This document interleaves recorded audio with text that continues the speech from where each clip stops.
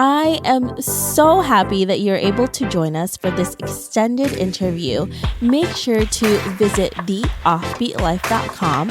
Again, that's theoffbeatlife.com to get more killer resources. Welcome back, everyone, for this extended interview. I'm here with Cassandra, who is a professional travel planner. Hey, Cassandra, how are you? I'm great. How are you, Debbie? Thanks. Great to chat again.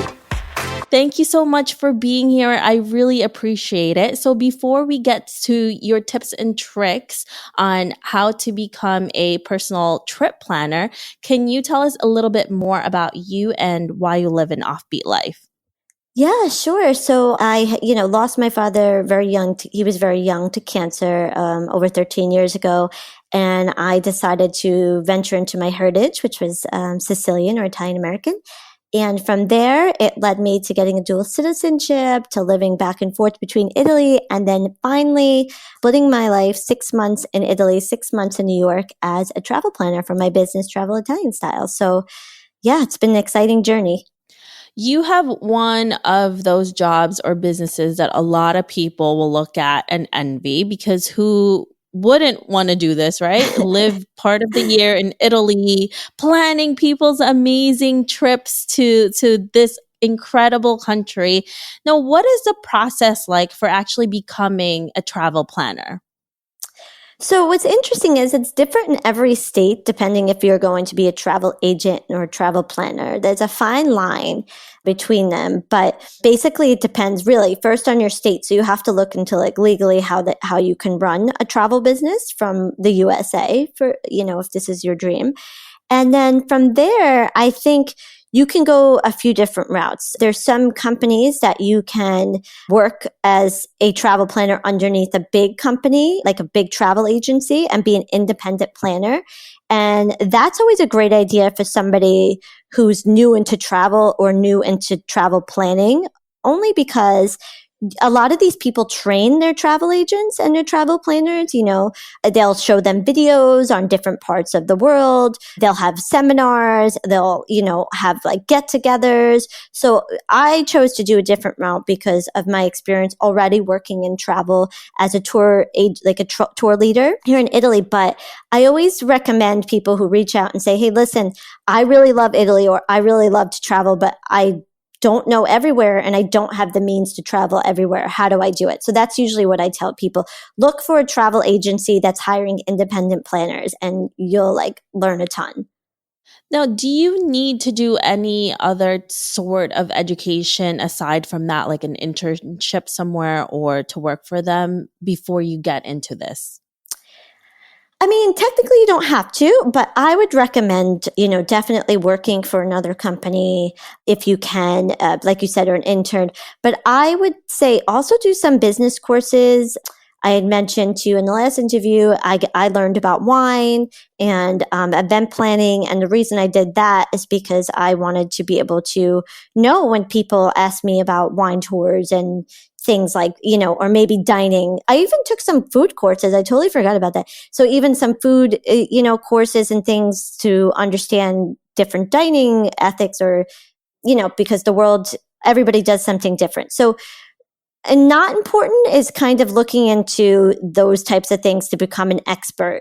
But as far as actually learning how to run your business, look into some business courses, how to run an online business, a coach. I always recommend a coach because really, it's different. Running an online business and having an office is run very differently. So I would focus on someone who knows how to do that and sort of see what you can learn from them. So once you get into this, one of the things that's really hard for people is marketing, right? That's how you end up getting your clients. How were you able to do that successfully? Just showing up everywhere and saying yes to everything. You know how that is, which it got tiring. So finally I'm at the point that sometimes I could say no, not that I always want to, but I literally don't have time, thank God.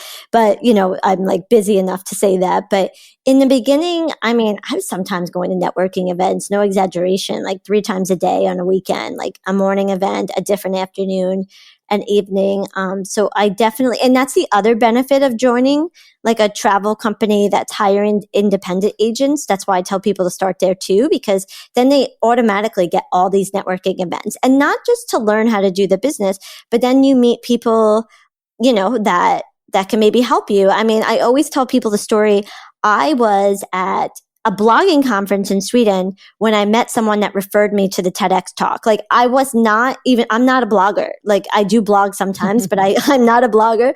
I just went because I knew people who were going, and I was like, I don't know if it's going to be worth it, but okay, did the TEDx necessarily bring me not money, but no, it brought me exposure, which was free marketing, So always keep your mind open and don't necessarily focus on just travel marketing either. Look, be creative and talk to everybody in all different aspects of life and business. I know for myself, when I started my business and my previous business, is that you will be bombarded with so many networking events. How do you know which ones to go to that are the right ones for you? So I remember, and again, probably something you can relate to. The first year I went to everything because I didn't really know anything. So I first did like a run through of as many things as possible. And then I was able to go back and say, okay, these types of things like technology ones, I mean, maybe I can learn something, but man, they're boring for me. So I'm not doing that. So I did the run through first. And then also, Google to see if you can see who the vendors are, see if you can see past photos and the attendees and where these attendees worked for. It's going to take a little bit of work, but if you're really feeling overwhelmed, take the time to look into these networking events and see who's gone in the past, who they expect to show up this year. And if in any way you have something in common with this person or these people that are going, even if it's far-fetched, before you rule it out completely, because there might be one person that's important, and maybe you have to skip the fun typical events where you can just like have a cocktail and talk about travel. Maybe make sure your time is balanced between even things that scare you. So really look into each networking event and make pros and cons lists on what you can get out of it and what you can pass on. And that always works for me. Yeah. Researching is definitely key to this. And I've made this mistake before where I just went to every single networking event. And most of the time, 80% of the people there, this is bad to say, but it was a waste of my time. And you just, when you're starting out, every single time you have is very valuable. And there's just certain things that you cannot give, because there's just too many things. Yep, true. Now, aside from events and referrals, how do you find your clients? Oh, geez. I guess social media. A lot of it from the networking event, people I meet, press, taking part in press, I think sometimes when people start these things, they want to get paid for writing or want something monetary from like online press or written press. I would just kind of put that aside for now. And of course, if you're a journalist or a writer, please don't do that. But if you're looking to get into this business, I've done a lot of like writing and press work for free. And it's going back, but I just said yes to everything. So whether writing, speaking, podcasts, radio, I made a point to just keep interacting with people in different sectors of life to see if I can be part of it. Sometimes I asked, and that helped. But I didn't have a lot of monetary, funding in the beginning, as we spoke about before. So this is what worked for me.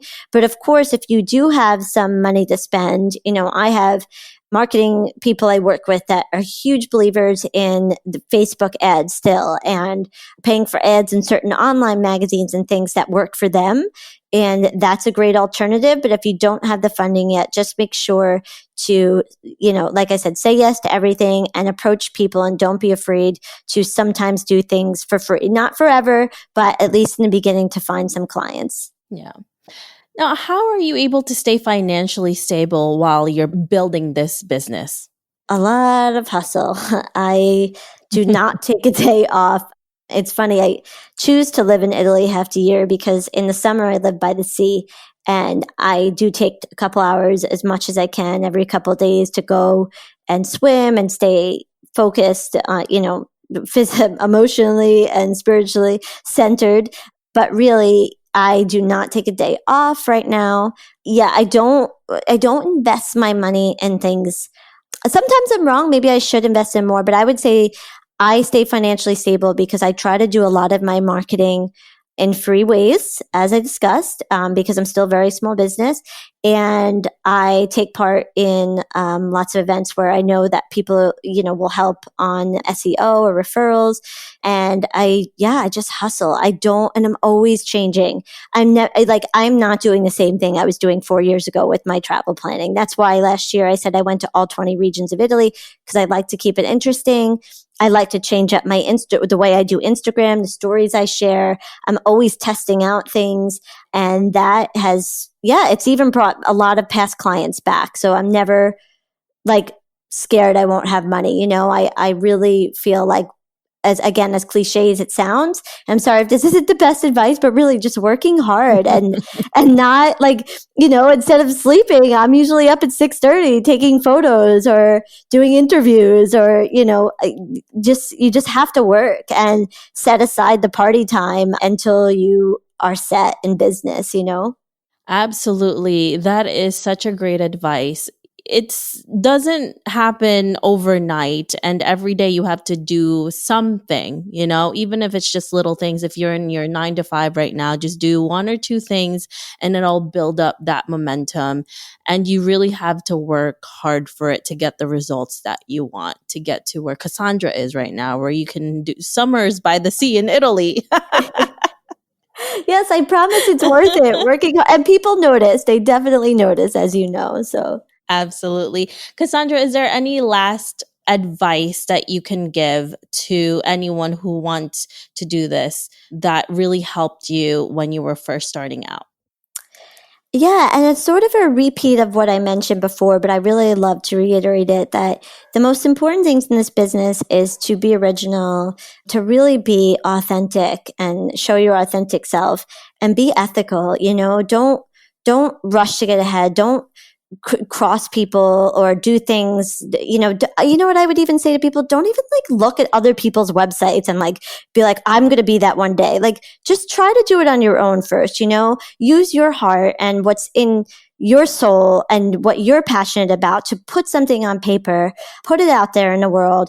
And if it's not working at first, like I said, get a coach or barter with somebody if you don't have the funding for a coach to see how you can help. Maybe you can plan their vacation. But yeah, how they can help you and you can help them to get ahead, and make sure you have, a good friend or someone who understands you to support you, because especially on this journey, it may be tough. Not everybody gets it, and they may not understand why you chose this route or why you're leaving a comfortable lifestyle. So just make sure you have a good friend, you stay original, you stay authentic to yourself, and you're ethical. And I swear you would do great, and the world would be an amazing place, and everybody would be happy to have you in the travel planning industry. That is such a great advice, Cassandra. Well, thank you so much for being here today. If our listeners want to know more about you, where can they find you? Yeah, sure. At www.travelitalianstyle.com, which is my website. If you go onto the Meet Cassandra page or the company vision, you could see a bit there. And on Instagram at Travel Italian Style, or Facebook at Traveling Italian Style. So best ways to find me. Thank you so much, Cassandra, for being here today. We really appreciate all the tips that you gave us. Yeah, thank you for having me, Debbie. It was great chatting with you. I hope you enjoyed this extended interview with Cassandra. Make sure to visit theoffbeatlife.com. Again, that's theoffbeatlife.com to get the full interview where she shares how she turned a personal tragedy into an opportunity for personal growth. Thanks for joining me on this extended interview. Don't forget to subscribe and leave a review on iTunes. We can also chat some more on Facebook at The OB Live. I'll talk to you soon.